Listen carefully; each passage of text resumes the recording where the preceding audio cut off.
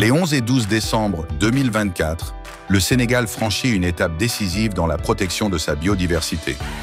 40 experts nationaux se réunissent pour le second atelier BioDev 2030, consacré aux instruments de politique publique sectorielle. La mission est claire, identifier et réformer les politiques qui façonnent nos pratiques productives. L'UICN organise ce deuxième atelier sur les instruments de politique publique sectorielle qui met en œuvre le premier objectif spécifique qui accompagne les politiques, nos gouvernements, nos États sur les instruments de politique publique favorables à la conservation de la biodiversité. Là, nous avons plusieurs acteurs qui sont réunis. C'est pour construire à partir de l'étude Altaï les instruments politiques prioritaires qui sont en phase avec la gestion durable de l'environnement. Nous avons 2 jours de travaux qui ont permis de réfléchir sur le secteur productif comme le maraîchage, la pêche, l'élevage, mais aussi les mines. Et là, je pense qu'il y a de bonnes perspectives pour qu'on puisse avoir de bons policy briefs dans le cadre de BioDev 2030 phase 2, surtout au Sénégal, avec ces secteurs productifs qui impactent négativement sur l'environnement et sur la biodiversité. Durant ces 2 jours, les participants vont identifier les instruments prioritaires à réformer. Ils devront évaluer les politiques existantes, proposer des ajustements concrets et imaginer de nouveaux outils pour mieux protéger notre biodiversité. Un travail collectif qui engage tous les acteurs, du ministère aux organisations professionnelles.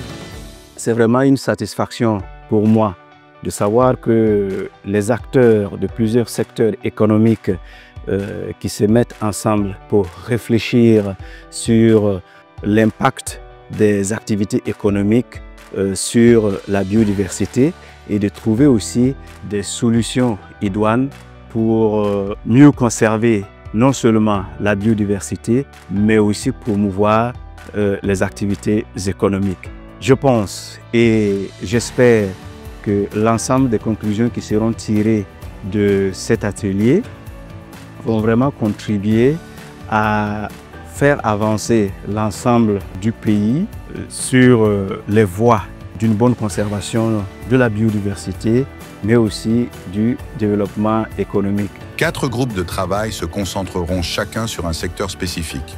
Leur mission: analyser les instruments actuels, proposer des réformes concrètes et évaluer leurs impacts potentiels.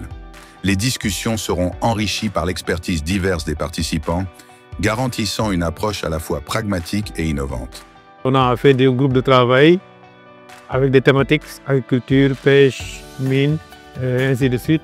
Et pour chaque thématique, il y a eu quand même disons, une appréciation des textes qui ont été déjà initiés dans le pays. Et on a fait des suggestions de textes, de documents supplémentaires pour mieux prendre en charge cette question de la biodiversité dans les activités économiques.